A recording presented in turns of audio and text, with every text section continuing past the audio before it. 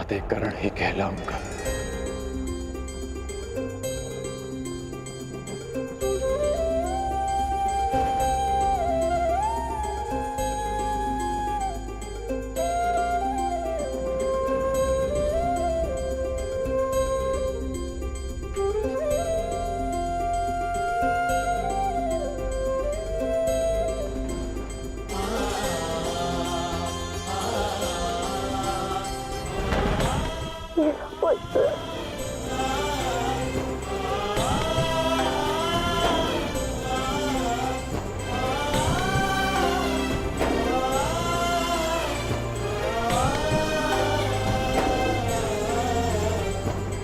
कहाँ जा रहे हो पुत्र? उनके पास जो मेरे प्रश्नों से भयभीत होकर छिपकर बैठे हैं। सूर्यदेव के पास।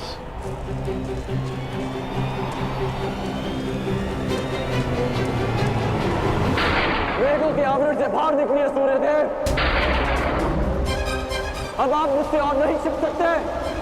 मेरे समक्ष आइए सूर्यदेव। जीवन के आरंभ से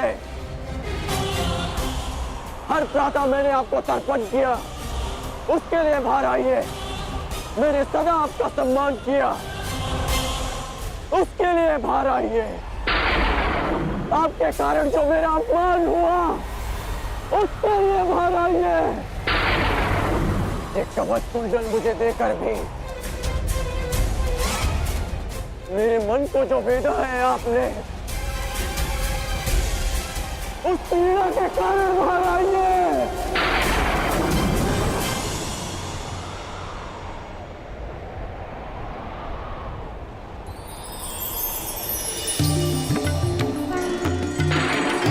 शहरवि संप्राप्तः भास्करो लोकपाल। पुत्र कर्ण,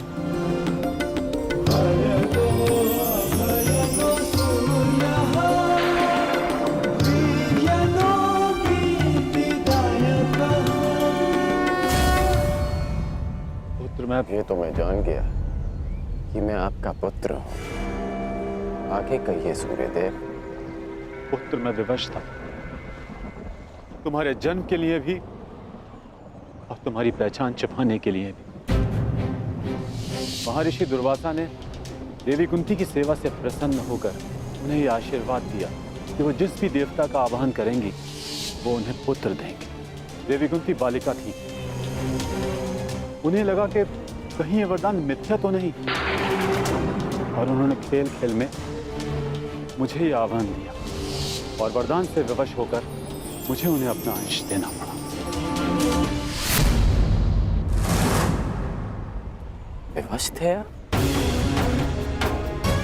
क्या आज विवश नहीं है? माता कुंती को मुझे अपनाने में समाज का भय था, परंतु आपको किस बात का भय था? आपने मुझे सत्य क्यों नहीं बताया? संसार भर को प्रकाश देने वाले ने अपने ही अंश को अंधकार में रखा। क्यों? जब संसार मुझे सूत पुत्र कहकर नीचा दिखाता रहा, तब आपकी दृष्टि क्यों नहीं झुकी? जब सब मुझसे मेरा अधिकार छीनते रहे, तब आपके अहंकार को ठेस क्यों नहीं पहुंची? क्यों तब तक आप मेरी प्रतीक्षा करते रहे, जब तक मुझे स्वयं ज्ञात नहीं हो गया कि मैं आपका पुत्र हूं? क्यों मुझसे सत्य को दूर रखा आपने? क्यों? मैं मानता हूं कि मैंने तुम्हें सत्य से दूर रखा, परंतु मैं सदैव तुम्हारे साथ था। मैं नहीं चाहता था कि समाज को इस बात का ज्ञान हो। मैंने तुम्हें ये कवच और कुंडल इसलिए दिए ताकि तुम अपने हृदय को और भी अधिक बलशाली बना सको। तुम्हें समाज की कठोरता को सहने की शक्ति मिले। मुझे क्षमा कर दो। आपके अश्रु मुझे सांत्वना नहीं दे रहे, अपितु भान करा रहे हैं कि मैं आपके लिए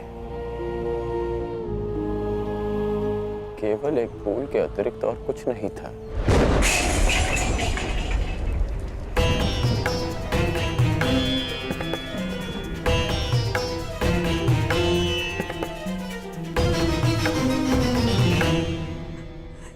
हे ईश्वर, मेरे पुत्र की सहायता करना।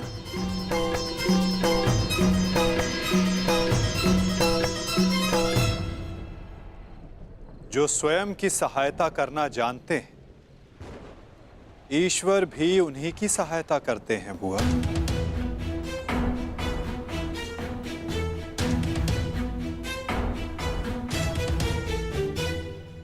मैं सदा आपकी पूजा करता रहा, आपको तर्पण देता रहा, और भविष्य में भी मैं ऐसा ही करूंगा।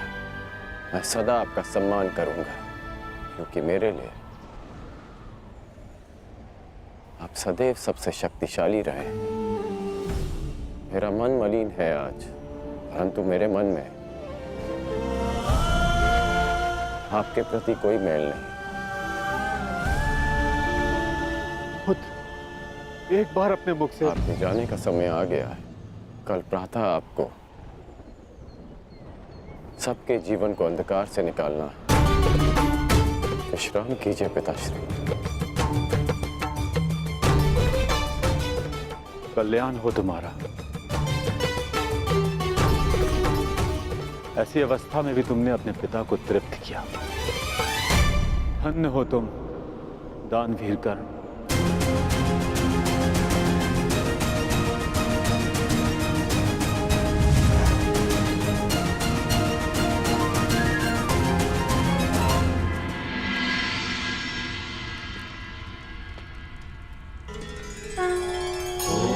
अब आप और कितना व्यथित रहेंगी बुआ?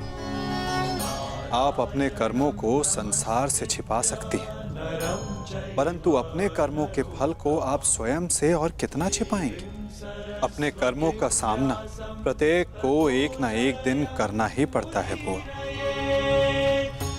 परंतु इसका सामना कैसे करूंगी? क्या कहूंगी उसे इसके समक्ष आकर?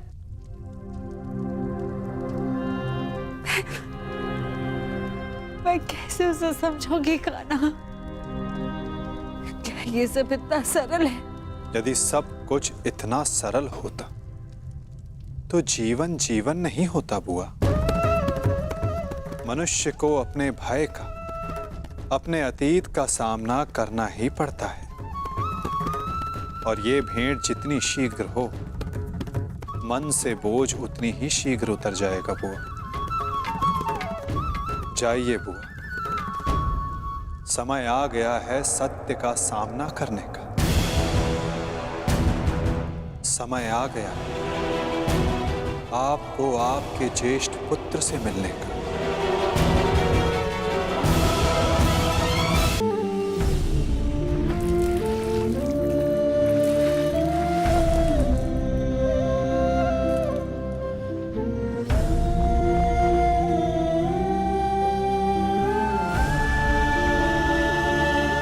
दान चाहिए पुत्र, दोगे?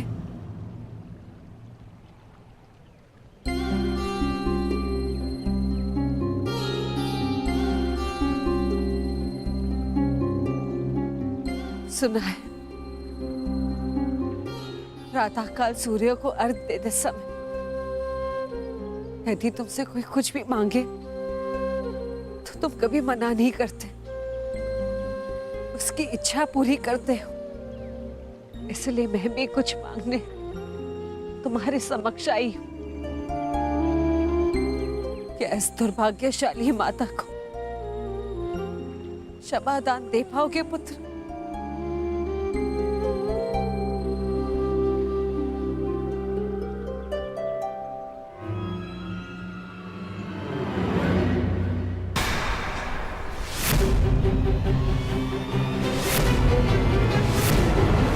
क्षमा प्रार्थी तो मैं हूँ राजमाता। राजमाता, ऐसा मत कहो पुत्र। क्यों? क्या अनुचित कह दिया मैंने? ये कि सत्य जानने के पश्चात भी मैं आपको राजमाता क्यों कह रहा हूं? मैं आपके गले क्यों नहीं लग रहा हूं?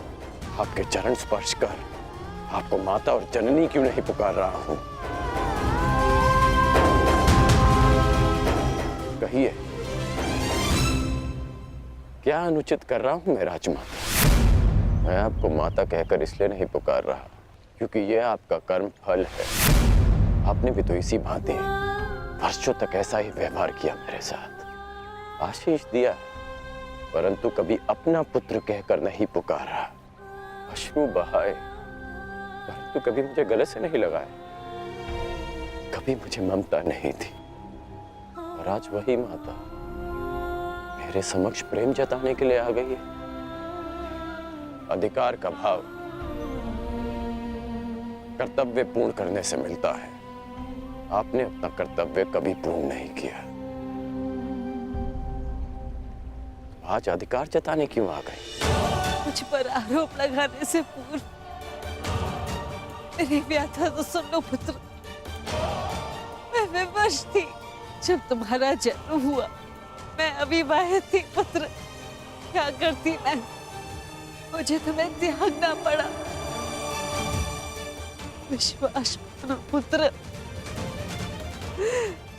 अनजाने में हुए अपराध का बोझ मैं आज तक अपने कंधे पे लिए हूँ।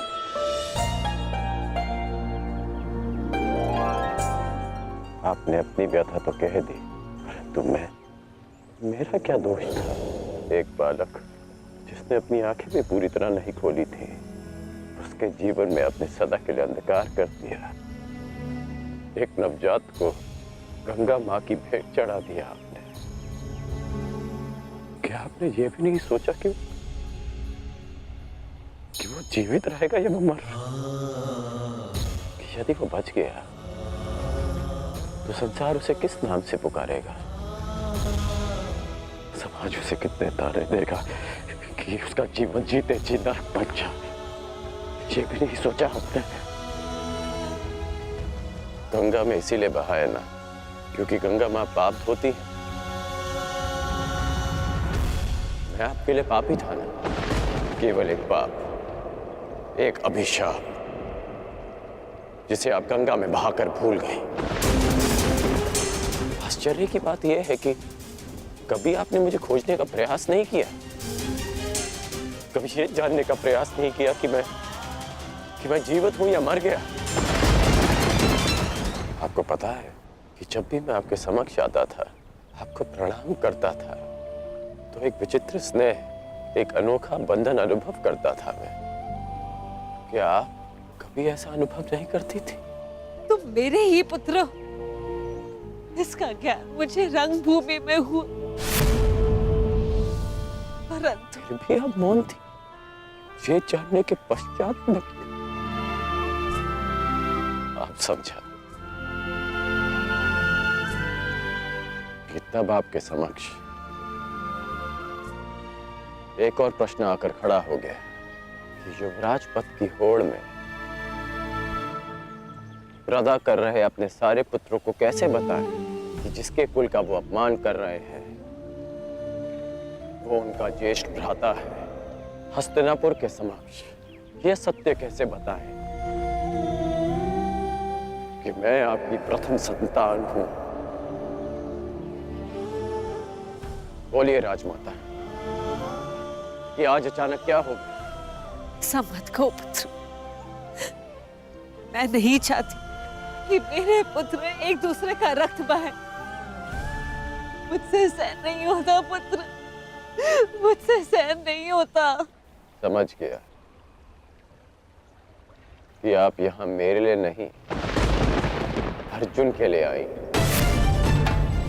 कि आप मुझसे क्षमादान मांगने नहीं,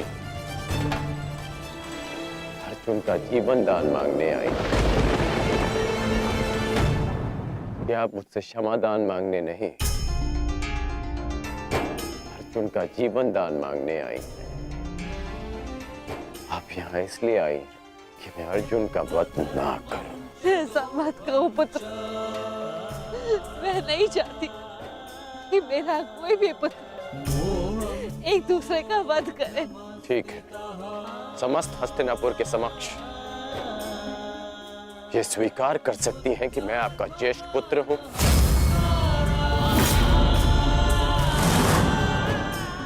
पता था मुझे कि कोई उत्तर नहीं मिलेगा।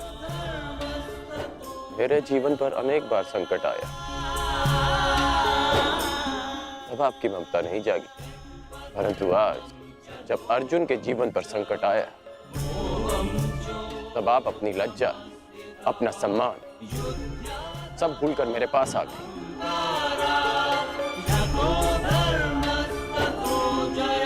सत्य में अर्जुन बहुत भाग्यशाली है कि उसे आपकी ममता मिली। मैं भले ही अर्जुन को युद्ध के द्वंद्व में हरा दूं, परंतु आज उसने मुझे ममता के द्वंद्व में हरा दिया। तुम्हारी अपराधी नहीं हूं मैं।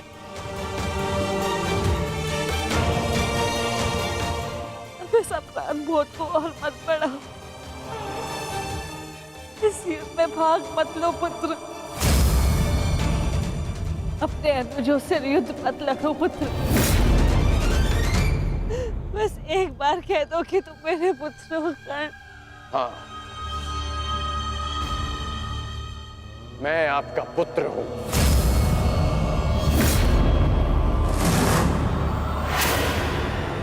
किंतु आप मेरी माता नहीं।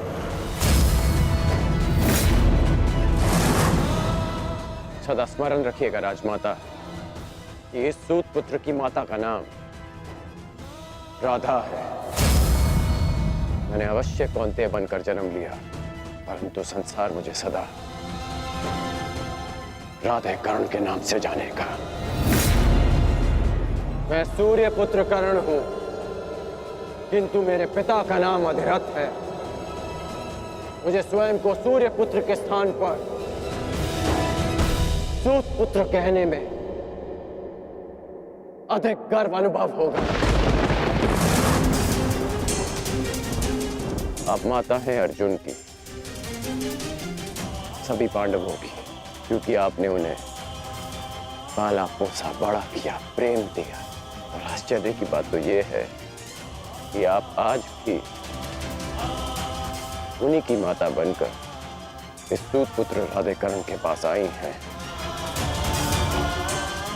ये आश्वासन पाने कि आपके पुत्र सुरक्षित रहें।